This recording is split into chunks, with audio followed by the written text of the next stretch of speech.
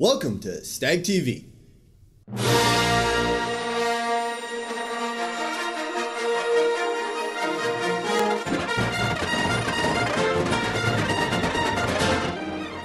Last week, the National Honor Society students had their own induction ceremony aboard the Death Star.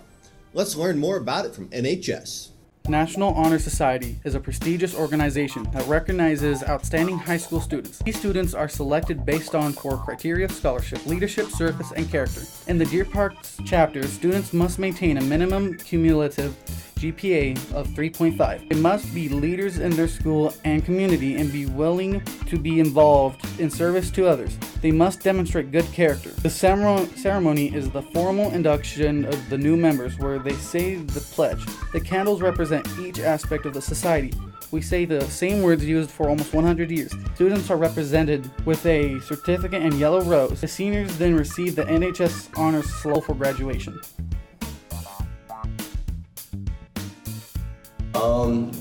Looks good for applying to colleges and jobs and stuff like that. My favorite part of NHS is the people. I think that everybody's like super cool because we're all kind of working to get the same goal and kind of working like we're all really similar, you know.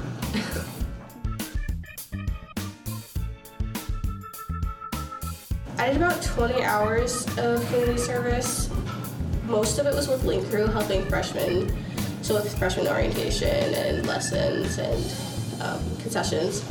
And then I also was a race volunteer for Bloomsday last year, and I did small things like babysitting people's houses for free. Congratulations to the NHS members. The Deer Park Band just took a trip to Tatooine near Anaheim, California. Let's hear about it from them. The Deer Park High School Band just returned from the biggest trip they've taken in several years. The group has been fundraising very hard through last summer and this school year to prepare for this trip. They flew to Anaheim, California to perform and compete in the World Strides Heritage Festival. Both our concert band and jazz bands gave excellent performances and earned second place in their 1A division and silver ratings for their ensemble performances.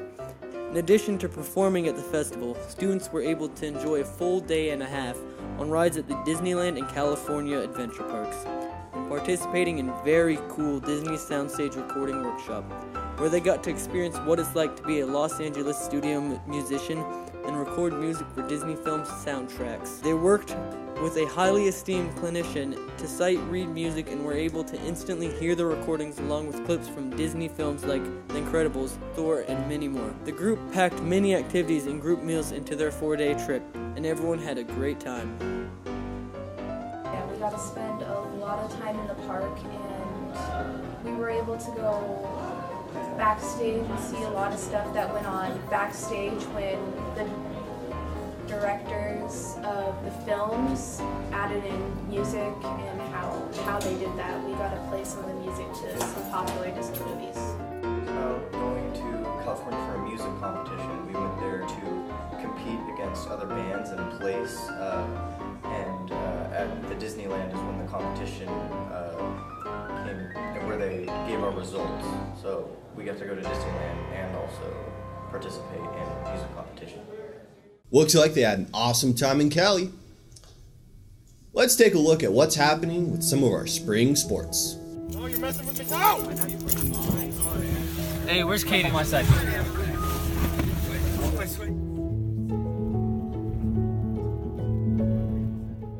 The boys track team is 4-1 going into their last league meet on Wednesday, May 2nd. The boys should come out on top of both teams, going 6-1 in leagues meet this year. The girls team is 3-2 going into Wednesday's meet and should come out with wins, making their record 5-2 for the season. The season has been good, and we are looking forward to our district track meet held at Riverside High School on May 18th and 19th.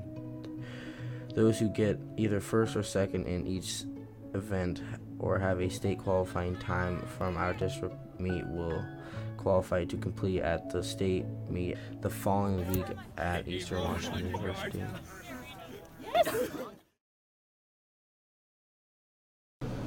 I do long distance, so the mile.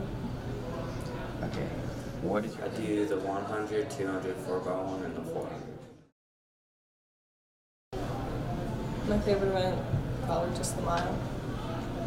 Probably the 400. My fastest is 5:57. 51.2. Probably the last meet of last year when I PR'd my 5:57. I'd say the state track meet, running against those guys, and just getting a feel for the tough competition. Now this is pod racing. The Deer Park girls tennis team placed 22nd at the Inland Empire tournament with the highest score of any 2A school last weekend. Natasha Rood and Mara Allen won the consolation bracket and placed 5th in number 1 doubles. Their final match was against Chuila, which they won in straight sets 7-6 and 6-1. Also, the season ends on Friday, and Allie Michael, who plays number 1 singles, is currently undefeated. She has 3 matches to go, and if she wins all of those, then she has a perfect season. Our Deer Park Stag baseball team is having a strong season this spring. The Stags are currently in 3rd place with 4 games remaining in the regular season. The district baseball tournament will begin on Tuesday, May 8th. If Deer Park can maintain their current place in league, they will host the first round district game at Deer Park High School. We would like to wish the best of luck to our Stag baseball team for the remainder of the season.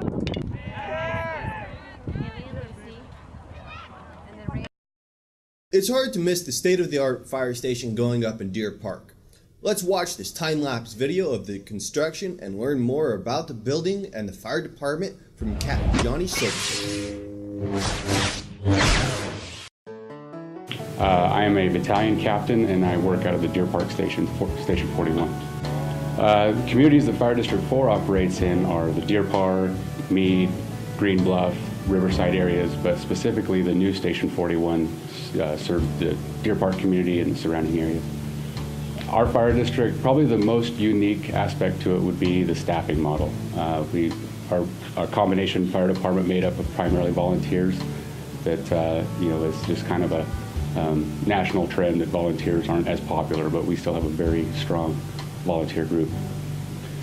In addition to just the everyday fire and EMS, hazmat response, and wildland brush fire response, there will also be a regional training facility attached to the station as well that we will be able to host regional trainings and conferences, and it will really help out the capacity of Fire District 4. Well, with the new station being a little bit bigger, we'll be able to have some additional trucks that we haven't had traditionally in the community of Deer Park.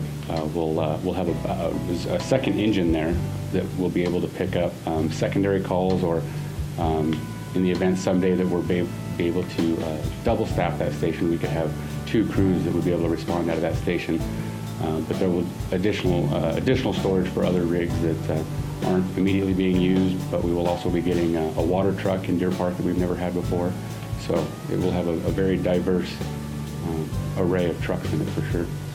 We hope to be in it and fully operational by July 1st. Currently all jobs are filled, but Fire District 4, we're always accepting applications for volunteers and part-time members, and periodically throughout the year we do bring members on, so always looking.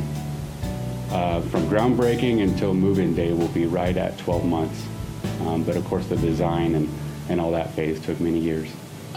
So that station will actually be able to house 16 people on shift at one time, so that's quite a bit more than all of our other stations, and it's a lot more than our current Deer Park station. We're only able to have about 4 members on shift at a given time there, so it will be able to really add to the value of the response here in the Deer Park area.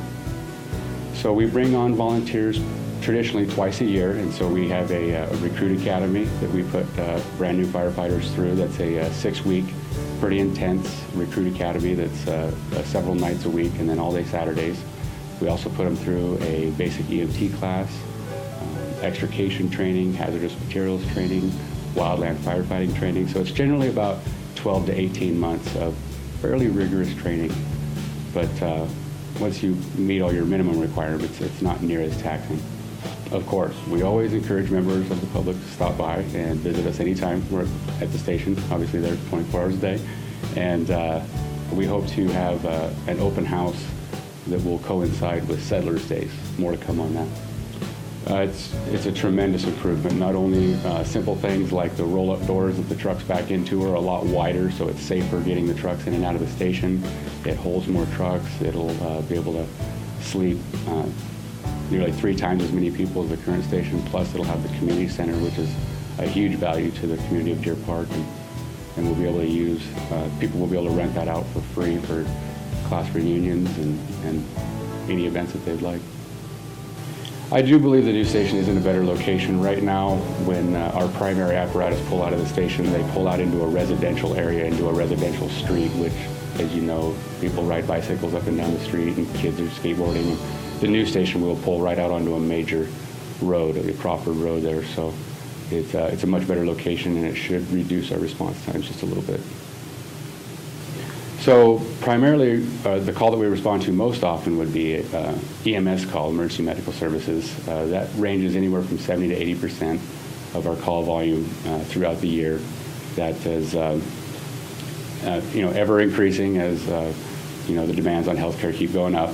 But we also respond to structure fires, and I would say District 4 we probably run on a yearly, average. We probably run probably 8 to 10 a month structure fire calls of some sorts. They're not always a house fully involved, but some sort of smoke in a building.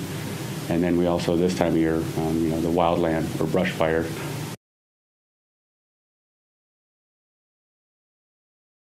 Be sure to check out the fire station when it's complete this summer. There's lots going on this weekend with Cinco de Mayo on Saturday and Bloomsday on Sunday. Check it out.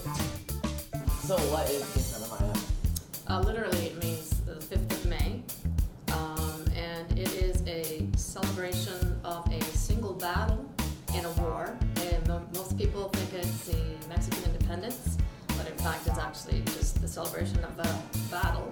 The Mexicans were fighting against Napoleon from France, and the Mexican, I guess you could call it an army, but it was so undertrained, no money, no uniforms, no arms, so they're really the underdog.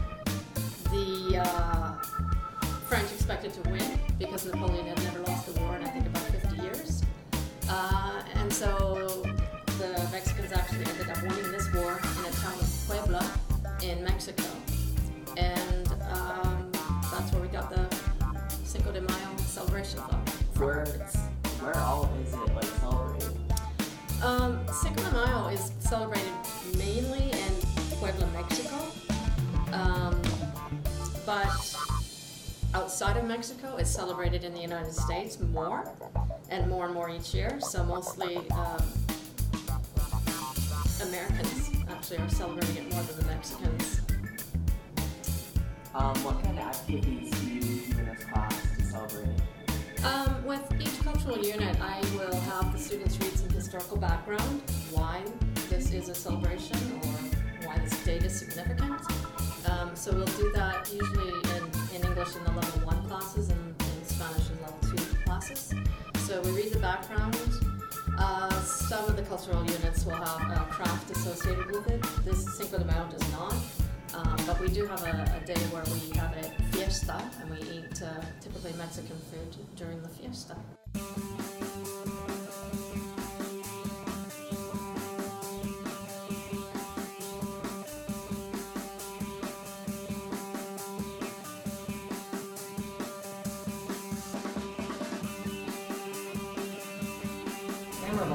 The time I was walking in the stroller section, and the people I was with, the little boy threw up the whole time we were there. So yeah, that was fun.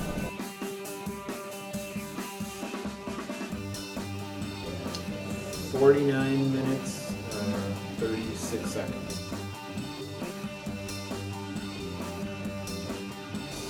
Well, these are good questions. 1982, 1983.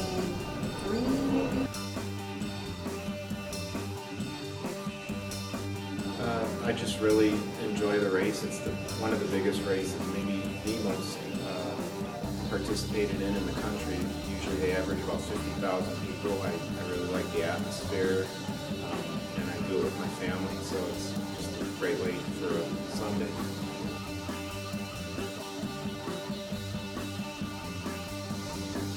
Probably the first one I've ever done, just because I didn't know about it, and when I finally participated, I just knew it was something that I wanted to do over and over again every year. And that's a wrap for Stag TV this week. Remember, the solo movie comes out on May 25th. Deer Park, may the 4th be with you.